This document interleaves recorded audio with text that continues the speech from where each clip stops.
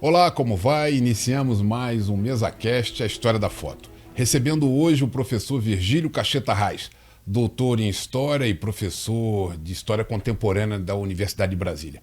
Ele nos ajudará a melhor compreender fotos que ilustram a formação de nosso país. Sobre a foto projetada, tiraremos dúvidas, saberemos em que contexto se deram as imagens e ouviremos curiosidades que nos auxiliarão a saber o Brasil. Professor, como vai? Tudo bem? Tudo bem, obrigado pelo convite. Hoje nós temos uma foto que bastante interessante, ela foi muito comentada recentemente, que é uma foto da missa campal no Campo de São Cristóvão, no Rio de Janeiro, em que a coroa, no dia 17 de maio de 1888, uma quinta-feira, fazia uma missa em ação de graças pela abolição da escravatura. A abolição, então, é assinada no 3 de maio, como todos sabemos, e num domingo, e essa missa, então, numa quinta-feira. E nessa missa se destaca a presença da princesa Isabel com seu esposo, o Conde D. E o que trouxe essa foto, que deu mais importância a essa foto, professor, foi a descoberta de que um dos presentes é Machado de Assis. Machado de Assis, que põe um pouco a cabeça ali para frente, historiadores comparando, analisando, viram que é a figura de Machado de Assis. Machado de Assis, professor, ele era muito próximo a José do Patrocínio, que, por sua vez, era muito relacionado, muito ligado à coroa brasileira. E daí, então, ele pega Machado de Assis pelas mãos e vão para a missa. Professor, qual é o seu destaque primeiro nessa foto, então, dessa missa campal?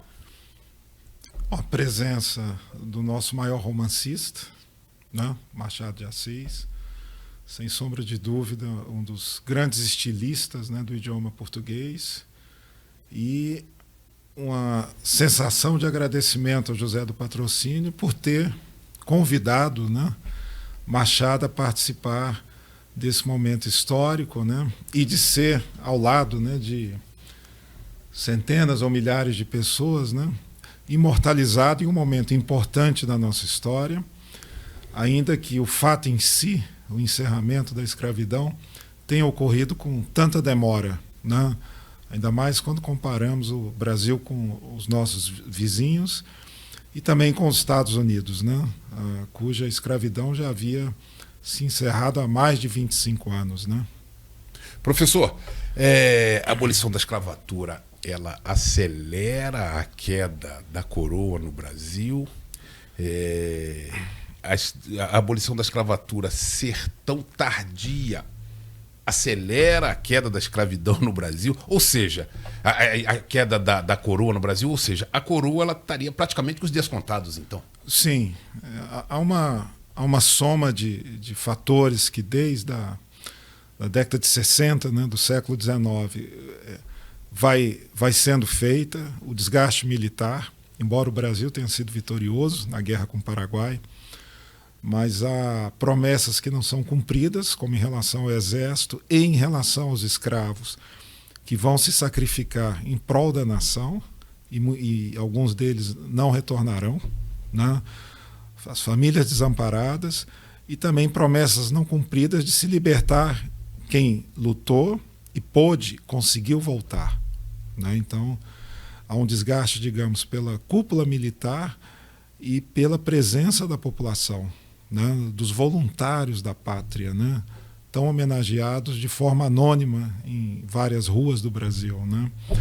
A questão religiosa, o desgaste com a Igreja Católica em função de um crescente ultramontanismo por parte de segmentos da Igreja, desde o Concílio Vaticano II, a perda progressiva de territórios onde depois se firma a Itália, né? A questão econômica, em função do crescimento das lavouras de café, em detrimento das de cana-de-açúcar. Então, altera-se o perfil da mão de obra, né? Passa-se a estimular a vinda de imigrantes europeus e também do Oriente Médio para trabalhar diretamente ou em torno do comércio do café, né? E a questão da sucessão, né? Dom Pedro II não teve nenhum filho que chegasse à maioridade, de modo que pudesse, né, sucedê-lo como, né, se aguardava. E as filhas casadas com príncipes que não eram de origem portuguesa, né? Então, digamos, uma insegurança sobre o Brasil ter um príncipe, um futuro imperador francês, né? Quer dizer, a nossa influência política seria mais conectada com a França, menos com Portugal, né? Ao mesmo tempo o movimento republicano começando a se estruturar, a influência dos Estados Unidos pela pujança, pelo vigor, né, do crescimento, ainda que também seja importante destacar um país que discriminava cerca de 1/10 da população, né, principalmente no sul, né? Então, essa incerteza toda ocasiona a desconfiança progressiva da monarquia, de modo que, né, e aí o Brasil vai se aproximar de outras repúblicas da América do Sul. Em novembro de 89, nós temos um golpe de Estado capitaneado pelos militares, com apoio de segmentos expressivos civis, como os cafeicultores de São Paulo, por exemplo. Professor, nessa foto, e a gente faz destaque de alguns personagens, então, que já foram sendo reconhecidos. Um deles é Hermes da Fonseca, pai de Hermes da Fonseca, que vai vir a ser presidente do Brasil, e irmão de Deodoro da Fonseca, justamente o primeiro presidente da República. Do lado esquerdo, então, da foto, está de perfil, Tomás Coelho, que foi ministro da Guerra, conselheiro.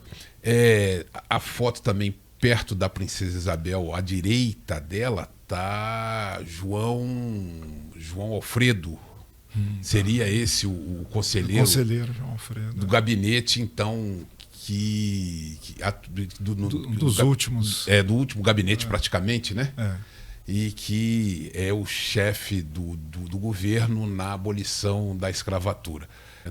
Professor, ressalta-se também aí a diversidade da população, né, presente nesse evento, né? Brancos, negros, em quantidade, crianças, pessoas já de certa idade, e também essas bandeiras das igrejas, das irmandades, né, que se fizeram presente em comemoração à abolição da escravatura nessa oportunidade. E que eram fortes no Rio de Janeiro, capital, né?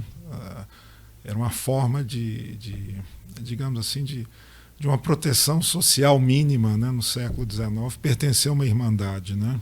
Em caso de doença, em caso de falta de um parente, né? Então as irmandades tinham uma função que depois, no século XX, o Estado passa a suprir, né, ainda que com problemas, né? Mas a Irmandade tinha, além do aspecto religioso, um aspecto social importante, né?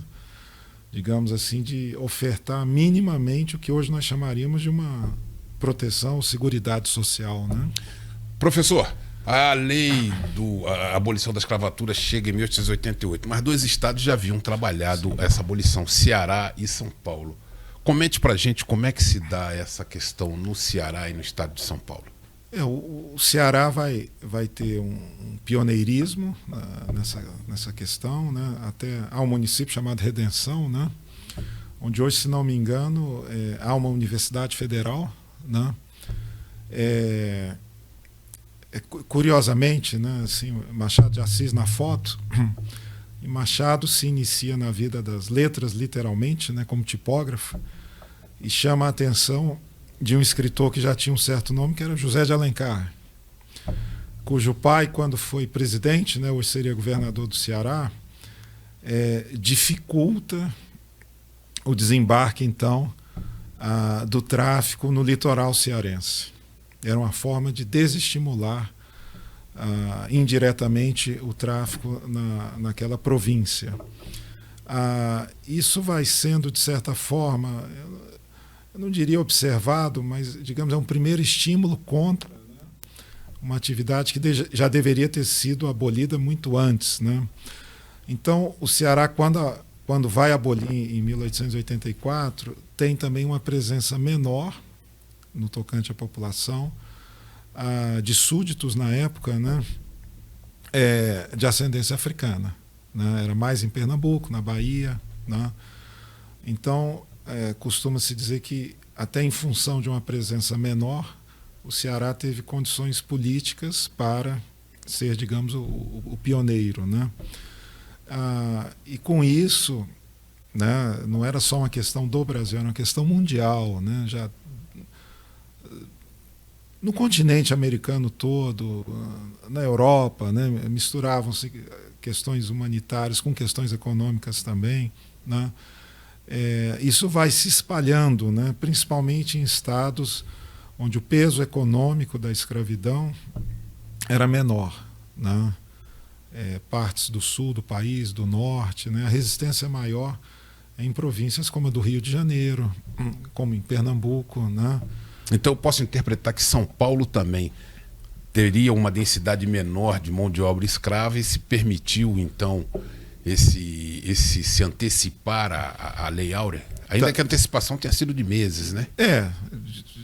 Pouco tempo, de pouco né? tempo. Pouco tempo, mas também já em função da transição já para a lavoura do café, né, em que o custo era considerado alto por conta da incerteza do início da colheita, 3, 4, 5 anos.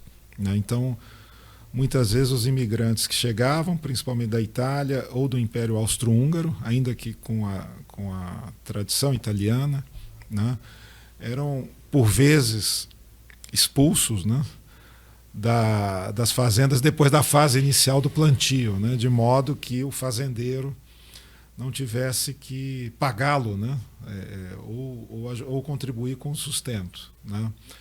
Então, isso nos remete também a uma tradição ruim do Brasil, né, que é o tratamento negativo da mão de obra, né, a ausência de valorização da mão de obra, né, e que se reflete até hoje, né, no Brasil. É aquela história, né, que esses dias alguém comentava, as pessoas pagam 2 milhões por um imóvel, mas não pagam 2 mil por uma pintura do imóvel. Exatamente. Até hoje, o que no século XIX se chamava, né, do ofício mecânico, né, que seria carpintaria, por exemplo, os serviços de construção, quer dizer, além da carpintaria, outros vinculados à construção civil, ou então a atividade agrícola, né, jamais foram valorizados como em outros países, né, como nos Estados Unidos, por exemplo, ou como a própria Europa, né, e essa tradição que vem de Portugal, que faz que Dom João, como príncipe regente, em um dos seus primeiros momentos no Brasil, solte um decreto dizendo que as artes, digamos, como se chamavam, as atividades econômicas ligadas ao comércio, também eram, digamos assim, de alto valor, né? Porque a mentalidade da elite brasileira ainda era no latifúndio, na exploração da mão de obra, em considerar ainda o comércio, né, como uma atividade socialmente menor, né? Então, uma mentalidade arcaica, atrasada, e que, quando a família real vem ao Brasil, né, tenta reduzir. Mas ela mesma nunca, digamos, acreditou nisso, né? Manteve um Estado real com a escravidão em pleno funcionamento e também com uma consideração menor pelas atividades, digamos, laborais, né, feitas pelo restante, né, pelos demais segmentos da população.